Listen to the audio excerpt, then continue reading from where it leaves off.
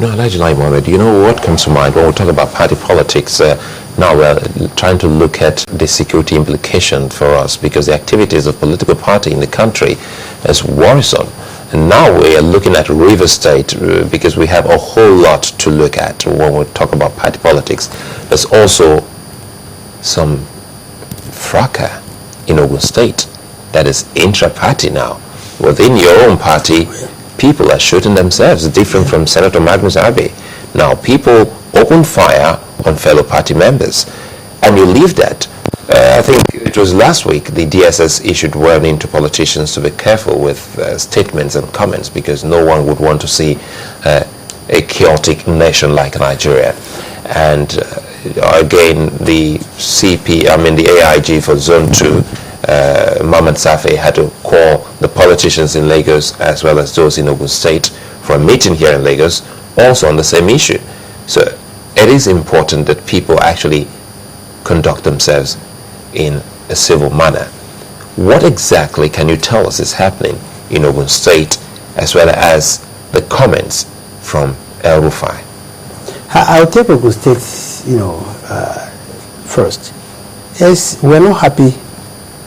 We were not happy at all with what went on Ogun State, and we'll be forced to admit that it's not the kind of party politics we want to bring into being. We want to encourage free, fair, debates, and we were quite embarrassed, with what happened in Ogun State. But massively enough, the last meeting of the ESCO in Abuja on Thursday, we were happy to hear that the matter had been resolved. But we went beyond that, and we read the right act to all members of our parties that settling intra-party disputes, either by violence or even going to the newspapers without exhausting the internal mechanism within the party, will be deemed as anti-party activity, irrespective of who is involved. And I hope that all our leaders and members will take this to heart. Now, as to the issue of El Rufai, frankly speaking, I do not see why the SSS is making a mountain out of a molehill. What did El Rufai say? El Rufai said, if elections are not free and fair in 2015, the violence in 2011 may not only be repeated but may escalate. Because we know that since 1964, 1983, 1993, any time an attempt is made to deprive people of their mandate, there's always spontaneous reaction. Now, what bothers one is the DSS saying that elections won't be free and fair? Now, I think the DSS and not El Rufai, in this case, is overheating the polity. Frankly speaking, if that signal had been ignored, nothing would have come out of it. But many people did not read that statement until they attempt to arrest him. So it's only then that people start asking, what did he say, what did he not say? I don't see how that simple statement becomes a threat to democracy. Well, I mean, a host of people always say that politicians have followers, and that sometimes their followers are reading meanings into their statements, and that it could be a call. Because what exactly? Who determines when elections are free and fair? Oh, of course, according to who? Of course, the umpires. So if elections are not going the way of a particular party, wouldn't the parties or wouldn't the followers of that party think, oh, we've been cheated, and what if they resort to violence? You see, two agencies are crucial to a free and fair election: the umpire and security agencies. There can be rigging, there can be election rigging without the complicity of security agencies. There can be election manipulation without complicity of the umpire, of the INEC, clearly. And those are the two institutions that will determine whether Nigeria will have a free and fair election or not. So honestly, it's kind of comment anybody will make.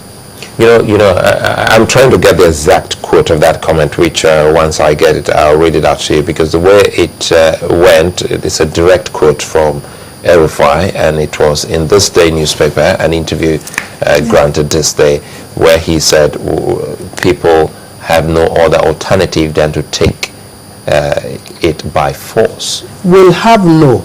Yeah, you see, the operative word is that if elections are not free and fair. Are we saying elections will not be free and fair? Look, let me tell you, if elections are not free and fair, nobody can guarantee any peace. But what about the courts? Does it mean we don't have any trust whatsoever with the court process? The people who actually react spontaneously to annulled elections, are the kind of people that go to court. Why not? Shouldn't the politicians and the leaders be encouraging them to go to court, because that's a very important aspect of our democracy? I think if any party in Nigeria had a lot of confidence in the court, I think it's the former AC, former ACN and APC. Every time we had been cheated at the polls, we went to court. And it's instructive that we recovered Edo, Osun and Ekiti from the courts. And not by force. You know, That shows the kind of confidence we have in the judiciary. I finally found it here, and it says, I'll give the quote, and so that you can tell us more on what you think on that. He started by talking about elections in Delta, Anambra, and well, he also talked about his lack of confidence in the electoral umpire before he dropped it, and he said, well, the next election is likely to be violent, and many people are likely going to die in the process, and the only alternative left to get power is to take it by force. This is reality on the ground. Now, you're really out of context, because I know before then you spoke about the need for, especially INEC, security agencies, to ensure there's a level playing field. Now, you see, what he's saying there is that if this does not happen, at the next election, many people are likely to die. But what if I were the security agencies or the INEC, I would simply assure the nation that there will be no need for that, because we will ensure there's a level playing field. Don't you think that was why he was actually asked to come? Now you have clarified this comment here by putting it into proper perspective, telling us that there was a precedent before this particular statement dropped. If he had honored the invitation of the DSS, don't you think by now he should have been able to clear what he meant by this statement? Now, you see, incidentally, I was with El-Rufai on Thursday when the first invitation from the SSS came, and we were at the meeting of the interim committee of the party, and I overheard him on the telephone saying, well, I will be home, they can come, if they have a warrant, they can come to the house. Now, El-Rufai said, if they don't have a warrant, he won't submit himself to any arrest. Was it an arrest or just an invitation for explanation? Well, I think when you go to a house with about 40...